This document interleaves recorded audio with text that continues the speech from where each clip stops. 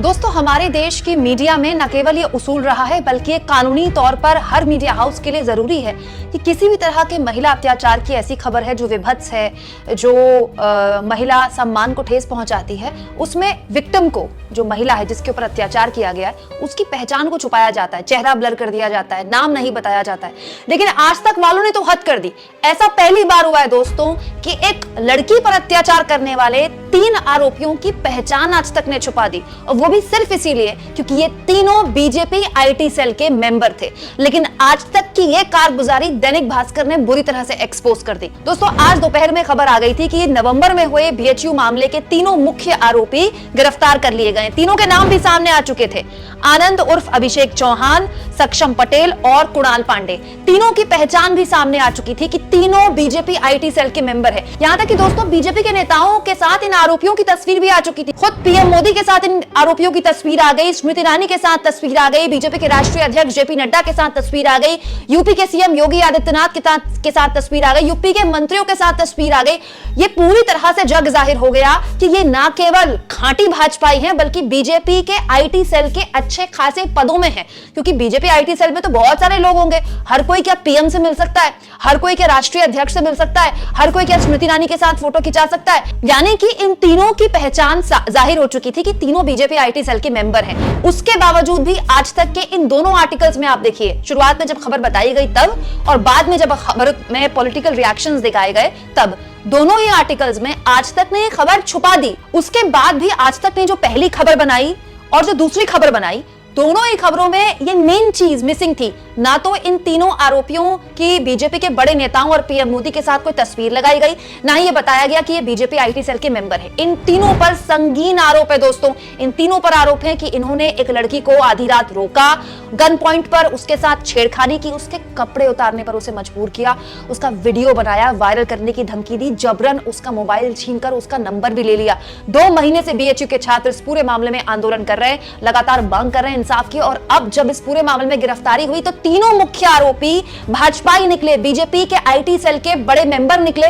लेकिन हैरान हूं मैं इस बात को लेकर कि आज तक वालों ने इन दोनों ही खबरों में ना तो कोई फोटो छापी और ना ही ये बताया कि ये तीनों मानते हैं, स्वीकारते हैं, खुद स्वीकारते हैं कि ये बीजेपी के एक्टिव मेंबर हैं। दोस्तों, इस पर आज तक वाले ये बहाना भी नहीं बना सकते कि हमको तो पता ही नहीं था, क्योंकि सोशल मीडिया में खबरें तैर रही थी, सबके सामने था, हम खबर बना रहे हैं, हम आपको वीडियो दिखा रहे हैं, आज तक वालों को पता नहीं था। और तो और दोस्तों, दैनिक भास्कर ने आज सुबह ये खबर ब्रेक कर दी थी। आज सुबह दैनिक भास्कर ने देखिए कई घंटों पहले न केवल इन तीनों की पहचान बता दी थी बल्कि बता दिया था कि तीनों बीजेपी आईटी सेल के एक्टिव मेंबर हैं। यानी देश का इतना बड़ा अखबार खुले तौर पर स्वीकार रहा है, पुख्ता जानकारी है उसके पास, तभी तो ये बोल रहा है ना कि तीनों एक्टिव बीजेपी के मेंबर है।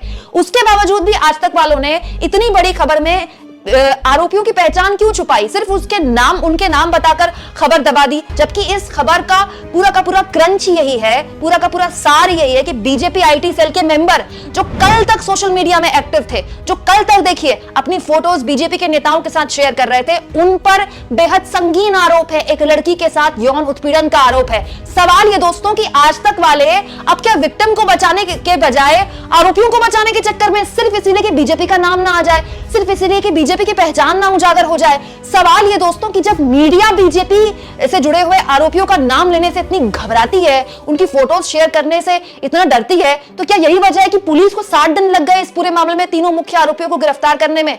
अब आप ये देखिए, ये दूसरा आर्टिकल जो आज तक ने बनाया है, इसमें यह बताया गया कि अखिलेश यादव ने क्या कहा, उन्होंने क्या कहा, तमाम विपक्षी दल के नेताओं ने क्या कहा, लेकिन इसमें भी कोई अपने तरफ से आज तक ने जानकारी नहीं दी है कि तीनों बीजेपी आईटी सेल के एक्टिव मेंबर हैं। तीनों की तस्वीरें सोशल मीडिया में बीजेपी नेताओं के साथ वायरल है।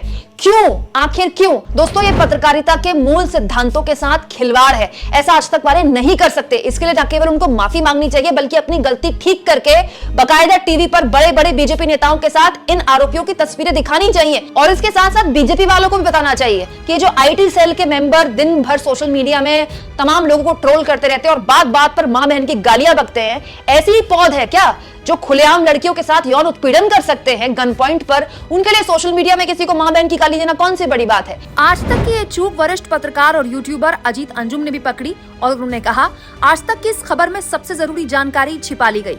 पकड़े गए तीनों गुंडे बीजेपी आईटी सेल से जुड़े थे। बीजेपी के बड़े बड़े नेताओं तक इनकी पहुंच थी। अगर ये बीजेपी से जुड़े ना होते तो भी क्या आज तक ऐसी ही खबर छापता? जिस तरह से खुलेआम आज तक वालों ने इस पूरे मामले में मुख्य आरोपियों की बीजेपी से जुड़ाव की पहचान छुपाई है दोस्तों, इस पर आप क्या सोचते हैं? कमेंट बॉक्स में जरूर लिखें और जितना हो सके चैनल को शेयर करें, सब्सक्राइब करें और थैंक्स और ज्वाइन, ये दो ऑप्शंस हो सकते हैं दोस्तों, जिसके जरिए अगर आप चाहें तो आर्थिक तौर पर चैनल की मदद कर सकते हैं।